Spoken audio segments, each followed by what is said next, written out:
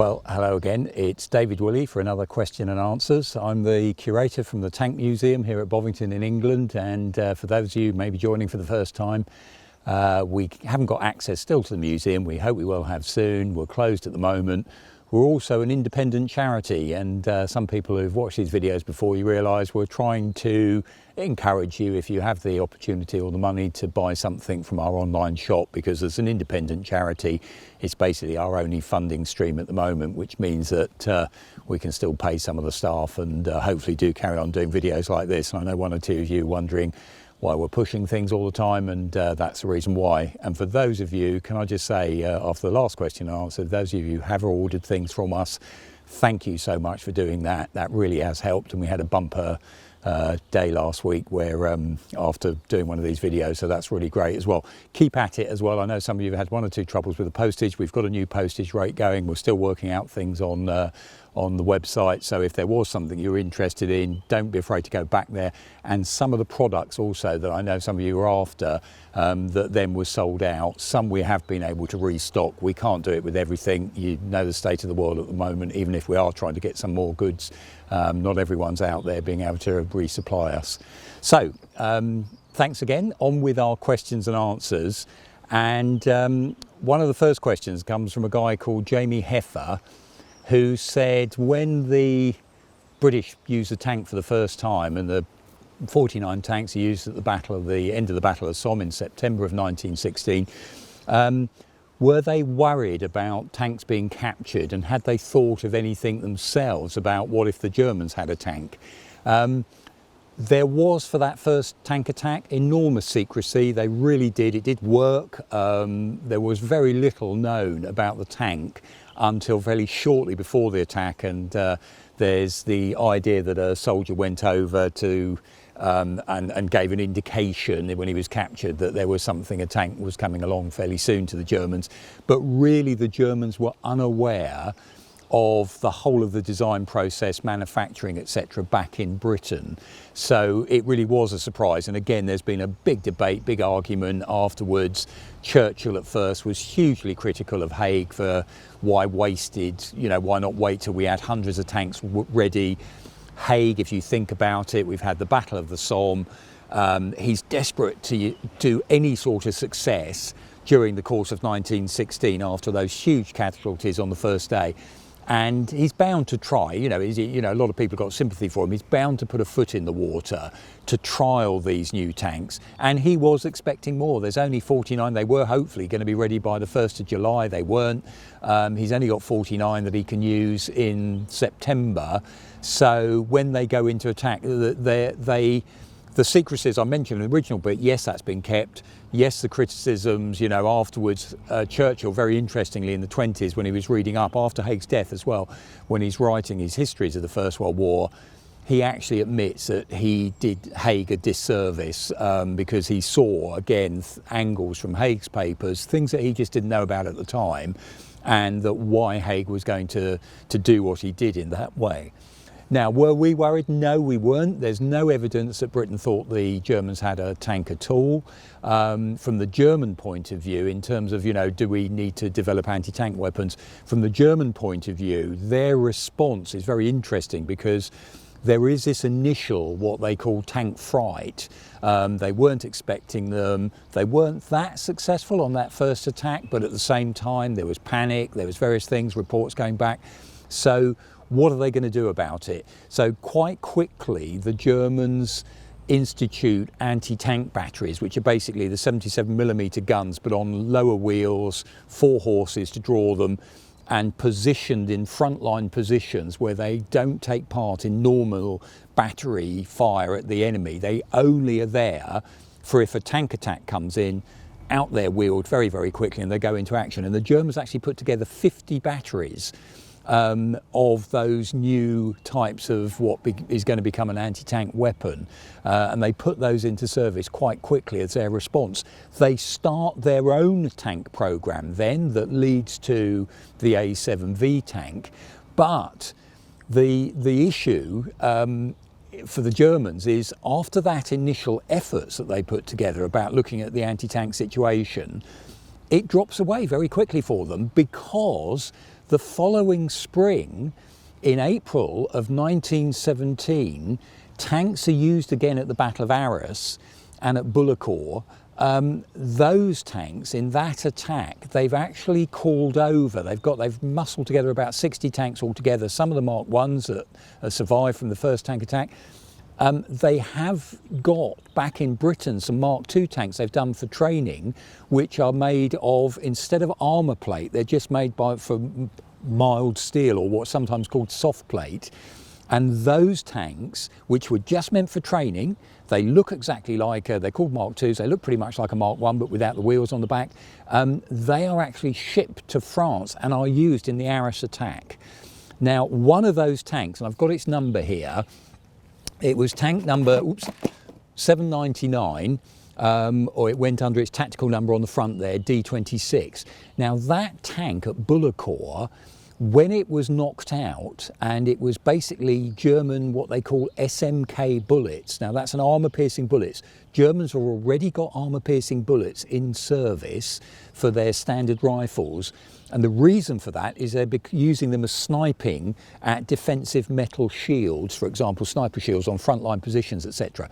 Now, they find they've issued them also to snipers, but also into the front line. There's limited numbers of them, but they also issue them, some of them, to mixed in belts with machine gun crews, and they are told, fire these at tanks. Now, at Bullecourt, this tank, D26, is actually knocked out by being pierced by these SMK bullets that then ignite inside. They actually ignite the petrol tank, that leads to ammunition fire, etc. Now, this tank is captured, it's basically knocked out, the commander's killed, the crew are taken away, captured, in a position that the Germans then hold, and it's out of sight of the British. So this is a heavily photographed tank, it's visited by everybody, there's lots of photographs of it, of German officers posing by it, etc., etc. Now, that's probably the first good example of a tank that the Germans have had a real good chance to have a look over and pore over and measure and do things with. Earlier, they have photographed, they've got bits of Mark I tanks, etc. This is the one that they spend most time and energy on. And the message goes out quite quickly afterwards that actually a standard SMK bullet goes straight through the armour plate of the British tanks. You haven't got too much to worry about. And they also notice a lot of tanks have been knocked out by their shell fire. They think this idea of the threat of the tank has really, we know what we're going to do about it, so it's less of a threat anymore. And that is reflected through the German army, and it's reflected into the programme for the A7V as well, because basically the foot goes off the pedal. Actually, it's not such a big issue. Let's not worry about this too much, chaps. It's only, and later in the year, of course, at Passchendaele, where tanks go and basically sink in the mud, it just confirms the Germans' opinion. It's only the following year at Cambrai, or in November, sorry, in 17 at Cambrai, where that mass tank attack does the damage, that all of a sudden they wake up. And it's quite some time later as well before the Germans realise that actually those Mark II tanks were not armour plated. Even after they've captured a Mark IV, it's quite some time before they realise that there's something different going on here. And then they get going with the 13mm Tigerwehr, the rifle, that is going to be issued in 1918 as basically the first line infantry and defence system. So the anti-tank story in Britain, we are aware of when the Germans are building those tanks. We see the first ones at Amiens, or just before Amiens, where again that first tank-on-tank engagement. We've done one of our videos, if you want to watch about that, about first times tanks meet. What are we going to do about them if tanks appear, etc. We do have some plans and some ideas are issued, but already, even before the German offensive at the beginning of 1918, already the tank corps, it's been suggested to them that they will be good at stopping German tanks because they're mobile in a certain manner. So already that idea, very early in 1918, when we know we're about to be attacked by that huge German spring offensive, the tanks are already being told you're going to be good at stopping other tanks. And of course we do see a minor bit of tank versus tank conflict in 1918, but that incipient anti-tank story gets going, certainly with the Germans first of all. It's a pretty weak story from the Allies' point of view before the end of 1918. What would have happened in 19 if it had carried on that way, whether we'd have taken more seriously? Because of course the Germans capture a whole load of our tanks at Cambrai, and they Beutpanzers, as they're called. Many more Allied tanks, or British rhomboid tanks, are used by the Germans than their own tanks against us. So again, that idea, you can look at some of the infantry accounts, how they're looking at trying to deal with some of these things. But anyway, thanks Jamie for that question. Gone on a bit there again. Now, last time I was talking about how do we encourage not just the whole family, but certainly the other partners and everybody else interested in our subject. It's really pleasing to see a lot of people came back saying, by the way, I'm a woman, I really like the subject as well. For me, let us know, why do you like the subject, etc. One of the things we've got, and we do at the Tank Museum as well, we're very interested in how you're going to encourage women into engineering. It's really pleasing to see one or two people coming back saying, you know, their background in engineering or things that way. And we actually have science days, what they call STEM, science, technology, engineering, maths, and that idea about how to encourage women into engineering as a subject generally, and certainly in defence as well. You know, one of the issues we get sometimes is a lot of the family audience that come to us, quite often it might be the wife or the kids are more interested in the human story than the technology. That often goes that way. But also at the same time, when we've seen this in some of the earlier answers, when we talk about military kit, it's, well, hang on a second, let's go down to basics. A lot of this stuff is about killing people and doing some pretty awful things. Let's not deny that.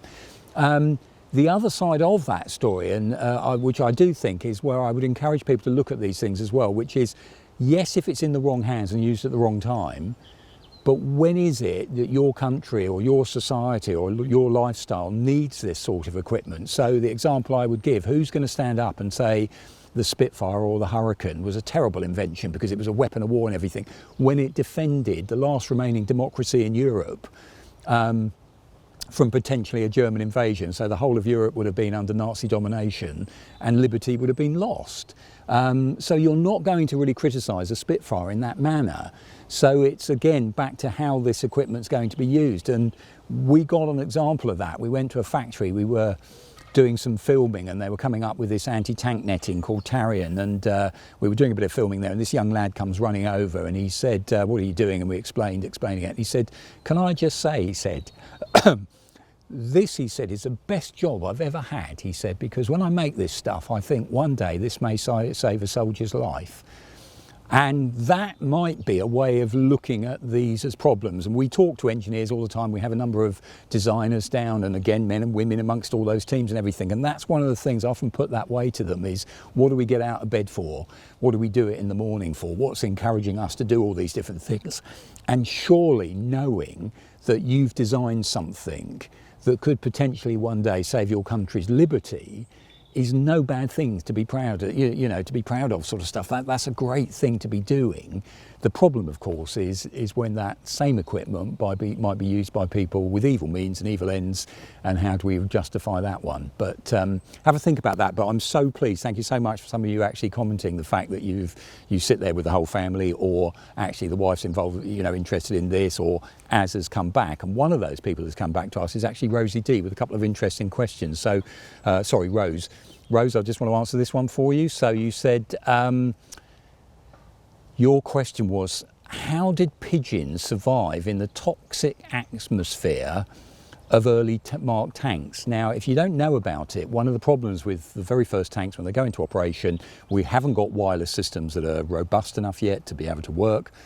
What are we going to do about communications? So the idea, you put your semaphore, put your head out the top, do flag signals, you're a big target, you're going to be hit that way. One of the simplest ways they came up with is pigeon carrying messages. So you actually took a basket with pigeons inside the tank, you took those into action with you. If you had to send a message, you wrote that message into a tiny little cylinder on the leg of the pigeon, released out the side of the tank, off it goes, and you hope it gets back and there's a response to that message. Now, the problem, as Rose indicates, when you're inside a tank, and those first tanks where they've got the fumes, they've got petrol fumes coming out all over the place, everything seems to be covered in grease, etc. How did those birds survive? Now, there's some really good first-hand accounts about this, and being British, one of the major issues, of course, is when we're talking about animals, you know, you can do terrible things to human beings, but if you're British, anyone does anything awful to an animal or a dog, you know, a horse or a dog, whoa, that's it. Then all bets are off. You're in for it. Pretty much the same as well, actually, in some cases with bird life. Now, with the pigeons, there's one of the great stories that comes back, which there's a corps commander out in France, and he received an unsigned message coming back on one of these pigeons from a tank, and it reads just this: "Can't bear to keep this poor bird any longer, it looks so unhappy." And that was one of the problems. A lot of times, like so many times in warfare, if you've got some chance of coddling an animal of some sort, that's what the tank crews did. Sometimes they fed them. They fed them so much that the pigeons were reluctant to leave the tank because they knew this was a great place to be, etc. Sometimes it was just sentimental, like in this case, actually, they just felt sorry for the pigeon, let it go. And there's another account here that was actually sent as part of the history of the tanks to Basil Little Hart. I don't think it was used in it, but it was the intention that at appropriate times a tank commander should write a message of tactical use to his superiors. He should fold it correctly, place it in a very small container, clean his hands with the terps provided. Tanks were issued, you were issued with a bottle of turpentine so you could clean your hands if they were oily, so you didn't get the oil on the bird. With the terps provided, remove the pigeon from the basket using the correct hold, attach your container to the pigeon's ledge, change the hold to the correct one for releasing, open a port, avoid bumping the poor bird's head, release the pigeon and then let it get on with your battle. The pigeon would fly to the grounds of a chateau nearby or the headquarters, wherever the pigeon loft was. It didn't happen that way very often. The pigeons were pretty sick at the being bumped about and breathing engine fumes. Tank commanders' hands were covered in oil in spite of cleaning with turpentine, if the bottle hadn't broken, and pigeons cannot fly with oily wings. On being released, they usually sat solemnly somewhere on the tank, refusing to be shooed away. If dislodged by a direct hit from a lump of mud, they would perch somewhere else nearby. So problems, yeah, you're right, they don't always work. But at the same time, that story about the pigeon doesn't just end in the First World War with the tank messages in World War I. It actually carries on. Pigeons were used in the Second World War. I was just looking up, there's Arnhem. A pigeon is released with a really important message at Arnhem, 400 kilometres back to the UK. He does that in 4.5 hours to get the message back. That pigeon was called William of Orange. They gave it a Dickin medal at the end of it. 4.5 hours, 400 kilometres, and it takes the message back to the UK. And if you go, there's a museum not far from the Tank Museum called the Royal Signals Museum. It's got a stunning collection. If you like your signals gear, fantastic stories behind it as well. A really impressive collection of stuff. And I'd recommend as well, if you've got the chance, go there. In there is one of the most emotive objects you'll ever see. It's a stuffed pigeon, and it's pigeon 2709. And during the Battle of Passchendaele, whoops, wind's getting up. During the Battle of Passchendaele, 2709 with a pigeon that was released with a message, and very quickly, because the Germans are trained, you know, they've got guys in the front line to take down pigeons because they know pigeons are going to be carrying messages. Very quickly, whether it was intentional fire or just accidental, this pigeon is hit.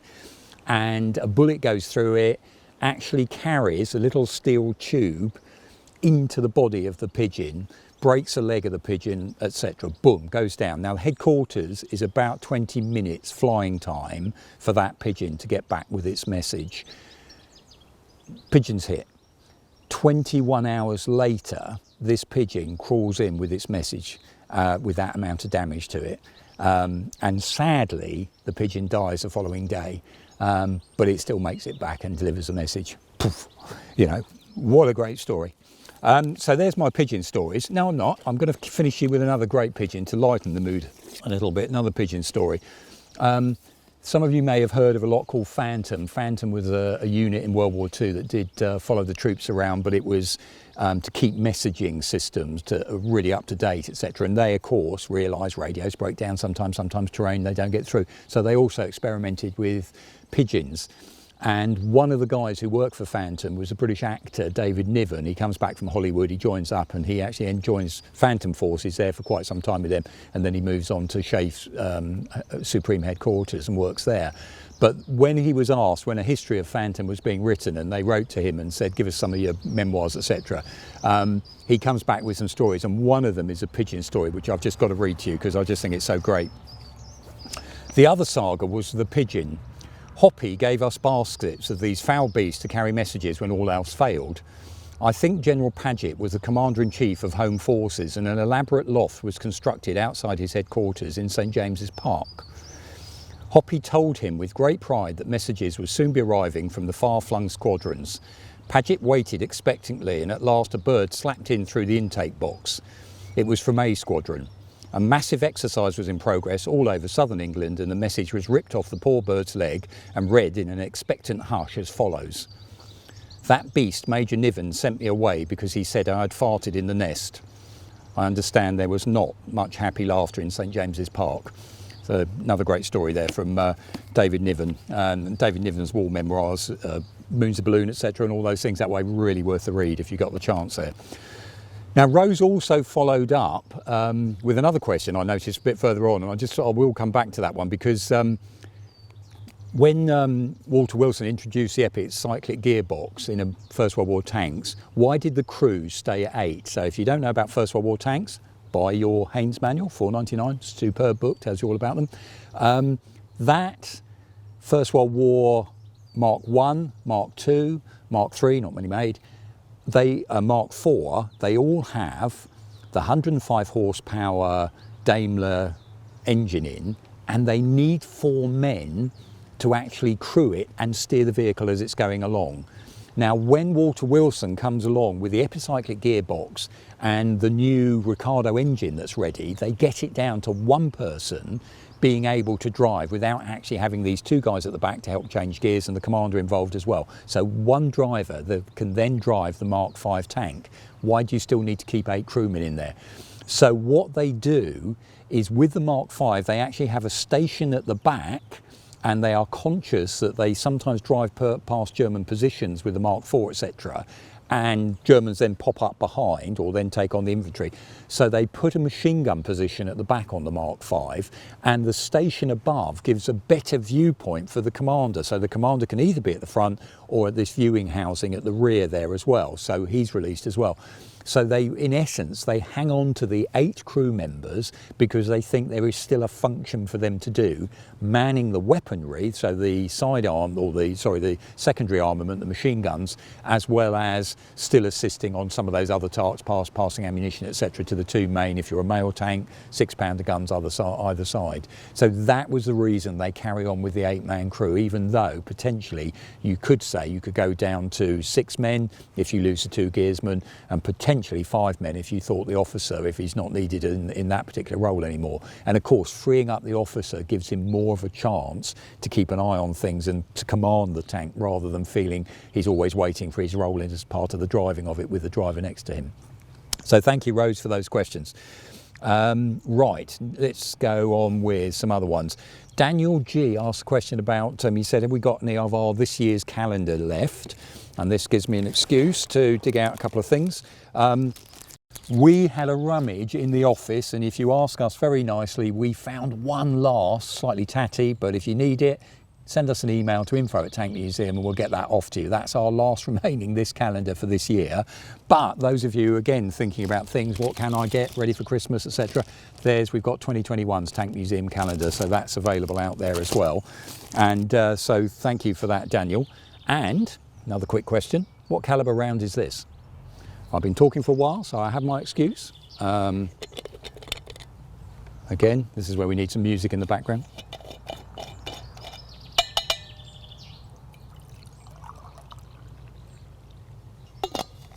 There, now don't all you boys want one of these.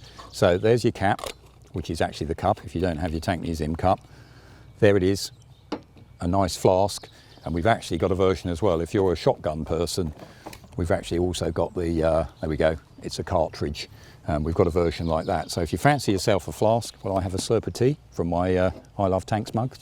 And if you'll notice on the table, because I forgot last time, we also have Tiger 131 mugs here and Tiger Day mugs, which if you're a Tiger fan, I'll talk about Tigers in a second. So here we go for a second. Huh, gunfire tea. So, right, so where were we getting to? So let's have a go through. So that's Damien. William France asked the question, what are we going to do about our Churchill gun carrier? Now, some of you will know that they took a Churchill, they put a 3-inch gun on it, they put this great big housing over the top, not particularly successful, they didn't make that many of them, and we've got a range wreck one that sits outside in our kind of, I won't call it a scrapyard, but it's a line-up of range wrecks and things we've got there outside at the moment. If I'm honest, I think we would be questionable to ever ask ourselves, you know, do we really want to restore that back to a complete vehicle? I say that because it's fascinating. Range wrecks are fascinating themselves. One side is completely shot up if you have a look at it. Yes, you could take it all apart, you could put, hopefully, you know, remanufacturing bits and pieces. That sort of thing might happen one day in the future. For me at the moment, I would argue that, and it's always contentious, this, you know, what do we do first and why? I don't think that 3-inch Churchill gun carrier, however rare, however fascinating that bit of the story is, actually I think there's plenty more vehicles a tank museum should be more interested in to get restored or repaired or put back together before we get to something like the 3-inch gun carrier that doesn't have a great part to tell in the history. It's interesting, it's there, but it's not one of those really important. For example, we don't at the moment have a Centaur. We don't have, just think of the other ones there, the Cavalier. We haven't got an A30 Challenger, you know, with a big slab-sided turret put back together yet. So I think there's more important tanks we would do before we get anywhere near that. And I also think it's just an interesting object in itself as being a range wreck when you get to see, you know, these side peppered with all those anti-tank rounds that's been fired at it. Just if you go to Sursterberg, there's a lovely range wreck Sherman on display as it is in the museum. So don't get your hopes up if you're getting too excited about that. And the other thing is when people say to us, oh, well, you know, we could raise money and everything. Woohoo, okay, that would be great, but are you sure? Because I've been noticing, you know, some of these online fundraising things and everything where, you know, there's a lot of goodwill, but when you're talking about a major restoration, this is quite some undertaking and an awful lot of money. So that's something else to bear in mind before saying, oh, why haven't you done this? Why haven't you done that? And everything else, you know, and again, I mentioned this because again, why are we trying to sell this stuff and everything else is post-COVID as well. One of the things that a lot of museums, not just us, are going to be having to think about is how do we spend the money? Where does that money go? And where are we going to get it from? Because perhaps we're going to have to reconfigure some of our thinking if the budgets just aren't there in the way they were before. And there was never enough money before. You know, we've got over 300 vehicles, just remember that. And many of them we need to keep going so we can drive them, entertain the public, bring an audience in to keep us going, you know, things like that. So the amount of time and energy you can put in a major restoration is always going to be limited. And again, if you watch those Tank Workshop diaries that we put out, looking at some of what goes into a restoration project, you know, it's a really major undertaking, and we've got plenty on the cards already. So Churchill gun carrier, interesting vehicle, there it is. Maybe by the time we get round to doing that, it might be easier to make replicas than restore originals, and that's another one of those weird wonderful thoughts to come. Someone called Serge has asked the question, and can I just have a slurp? Sorry, let me try my tea again for my I Love Tanks mug. Yeah, someone called Serge has asked a question about US radio communications, about, you know, what could they talk to and everything. Now, the standard radio in most American Sherman tanks, so again, American use, not British. British, we put the 19 set in. They make 19 sets in America for us as well, to put in the British versions. The SCR 508 is the radio that is mainly used in Shermans. There's sort of variations on a theme, and the SCR 508 is made up of a number of components. And if you get it in its full version, you know, it has crystals. That means you get, I think it's about 20 different networks and various other things going on. So, but the really interesting thing, which again, just looking at this, if you've not if you don't know the story about this, is one of the problems the Americans had. They went for FM radio in a tank because it coped with the electronics of the tank, the vibrations, and what was going on in the tank better than AM. The problem was infantry were using AM. So you have this farcical situation that actually most Sherman tank crews could not talk to the infantry net that was with them, only if they went up to battalion level, and at battalion they tended to have radios, so they transferred to an AM set to get the message to the infantry. And if you read, there's different periods, certainly in Normandy, where they're doing experiments. How do we get over this? How do we find a way out of it? And for example, they issued some of the tank crews with these walkie-talkie type ones to try and talk. Again, as soon as it's inside the tank, it's useless, but they found ways of actually, if you kept your head out or the aerial out, you could just about do it. And then they start putting ammunition boxes on the back of tanks and wiring in a field telephone so you could talk inside to the tank crew inside. So, you know, there was ways to try and get around it, but basically the FM sets that the main crews are using, and that set, by the way, the 508 one, the 506 one, a battalion commander would take, and that's even bigger, and that goes down. They actually took out some of the ammunition, so it goes down in the co-driver's position. That means they can talk. That was tended to be battalion level, and they can talk at battalion level that way. But the standard, the SCR 508, that one, when you're looking at it, it's also, just like the 19 set, it's the bit that's got the plug-in for the crew. So the crew can talk to each other, and with a switch the commander can then send to on the rest of the localised tank crews net sort of thing. I know everyone always wonders about ranges on radios. It's a really tricky one to talk about ranges because actually it's so dependent on the terrain, the atmospherics and everything else. So, you know, you'll get good days, bad days, where you can sometimes, you know, just like today, where you can suddenly weirdly pick up radio signals from goodness knows how far away. Atmospherics come into play a lot that way. But I hope that answers your question there.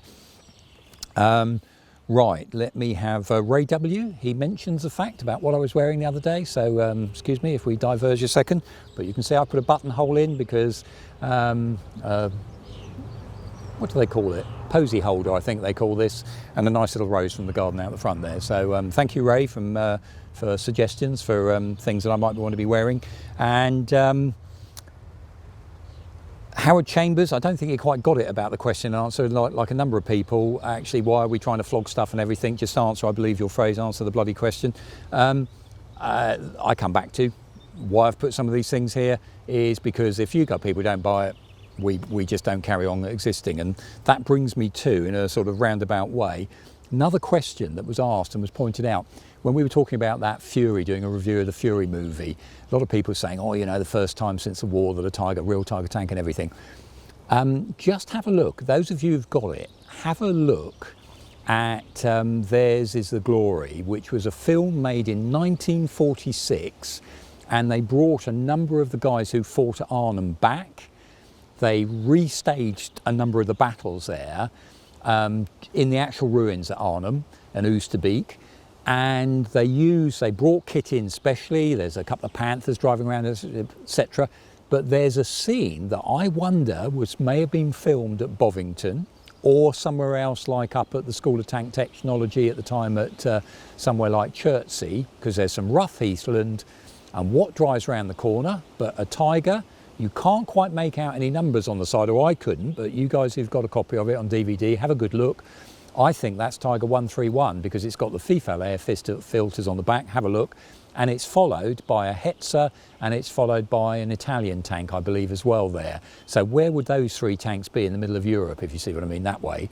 So I've got a feeling they were using the School of Tank Technology tanks, did a bit of filming with those ones, as well as the filming we know they did out in Arnhem with other vehicles that were brought there specially. So have a look at that, because in essence, therefore, that was our Tiger being used in a war movie back in 1946. If it's our one, see if you spotters have a good look there, just to see if there's anything else that you can pick up that might either mean it's definitely our tank or it really means it's not. But that was an interesting one as well.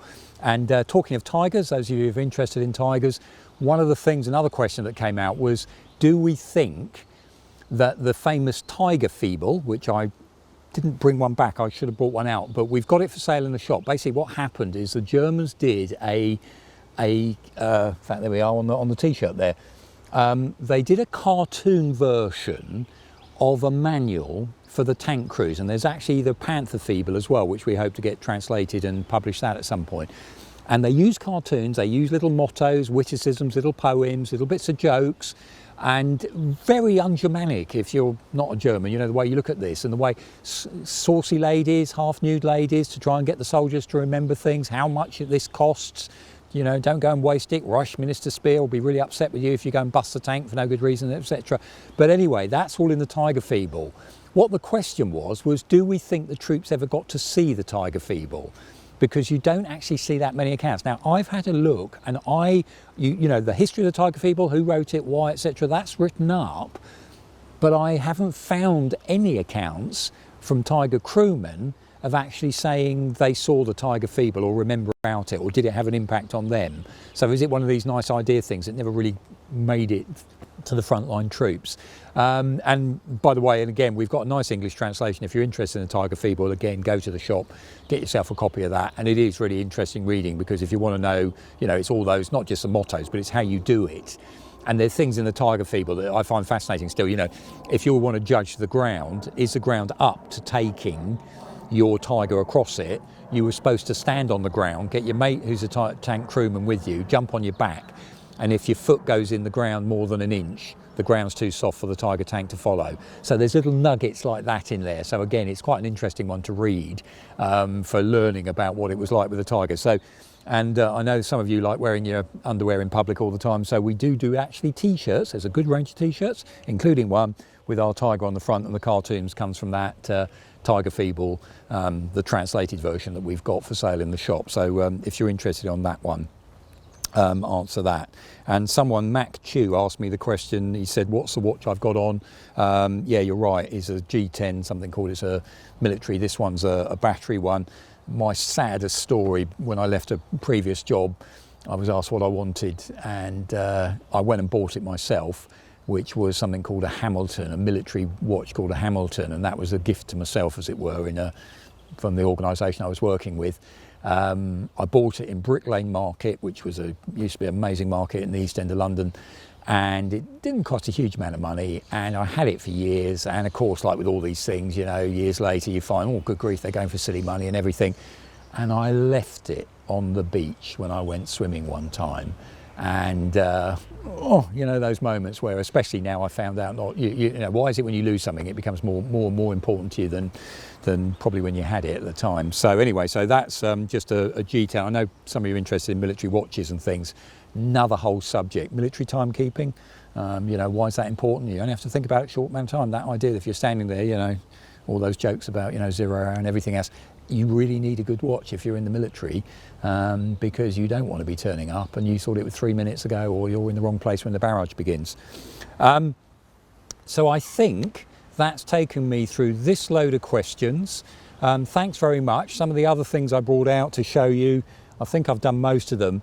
We're going to have a go at some point, see, those of you who, again, back to your families and everything else, this is a lot of stuff we do. There's a Challenger 2 there called by Kobe, and it's kind of not quite Lego, it's like a brick system that comes together, but they've done some really stylish vehicles. And I might have a go at one of these. There's a made up one here. There's a Centurion tank. I don't know if you can see if the light's reflecting, or on a little case we bought there. I brought that one back. I might have a go at one of those ones, because one of the things, again, back to what can we share when we feel guilty when we're spending money on ourselves, but you know, maybe this is one that we can do with the kids and still get a bit of pleasure ourselves and everything. And the same with model makers and everything. What are those guilty pleasure ones? I haven't made a model since I was a kid, and I admire, we've got a great bunch of model makers who come in regularly to the Tank Museum. They show what they're doing to the kids and everything, and you know, if you're just getting into model making and everything, they're brilliant at doing that. What gets me sometimes, I walk past and I just see a bit of box art, and I'll show you here. There's don't you just love the Tamiya box art? Weren't they beautiful illustrators? They did. And I know Tamiya in Japan has got a great gallery with a collection of all their box art there. Wouldn't that be a lovely exhibition to see one day? And you see some of that box art, and sometimes, and I know there'll be blokes out there about my generation or older who go, oh, doesn't that take you back to the 70s, or you remember that Airfix cover, or these were quite expensive even when I was younger, sort of one that way and everything. What's the one you want to go back to and indulge in, and why is it? Or do we just sit there, and I know, you know, we're not all weirdos, well, maybe we are all weirdos, but this idea that sometimes people buy the box, they never even open it. You know, they just look at it that way, and I can kind of almost see it, because when I was going to pick one of these ones up, it's another thing that just takes you back to a moment in time. And I know a lot of you are still making those models or buying those models, and thank you so much for doing that. But there's a lovely one there, Churchill Mark 7, intricate model, you know, all those little wheels and everything else that way. But if you're worried about doing a plastic model again, or you're trying to sort of, you know, how do I break myself in, or how do I break a younger one in, and I mentioned this as well, because I think I mentioned it before, we are recommending soldiers, units, make a model, make a plastic model, because when you do, and if you want to break yourself in, do a simpler one first of all, you know, like these Kobe, these ones that are made of bigger bricks and that. But the point we were making is, once you've made a model, you tend to remember what those bits are, what the wheel is. You know, how many old blokes out there can remember those little Airfix Spitfire and the wheel that goes under, the two wheels underneath there, and the covering of them and everything? It sticks in your brain. So isn't that good? If you're going to make a model, let's do it about recognition. So whether it's blue on blue, so we don't make the accident and fire at an Allied tank, so somebody who's going to be on our side, you know, an M60 or an M1 Abrams or whatever it happens to be that way. So if we make those models, and also for the threat vehicles, what might we be going up against? And because, and I say to the soldiers sometimes, that fact that you remember that that's what the exhaust looks like on the back, or the wheel spacing, or whatever it is, you could be the guy, because you made that model, that can identify it with a sense of certainty that they're the bad guys, sir, hiding in that wood, or no, I wouldn't fire, sir, that's one of ours. You know, and that tends to stick with you. So I think that's one of those ones as well I was recommending. Make a model, and boy, you remember about that vehicle. And another one I just mentioned as well, we do playing cards, and that's another. Some of you ex-soldiers, you remember in the 70s, 80s, even Iraq War, that idea of you either had identification cards you could hold up, making them playing cards, they're there. But again, it tends to get in the system. So here's our Tank Museum collection. On the back of each playing card, you'll then start remembering that's what a Mark IV looks like. That's what a so-and-so is, and you pick those things up. So, and in the archive, we've got those old recognition sets, kind of almost a modern equivalent. There's our Tank Museum playing cards. So, lovely day. I hope you're safe and well at home. If you're getting back to work, or you've been working all this time, I hope this is a bit of a break for you.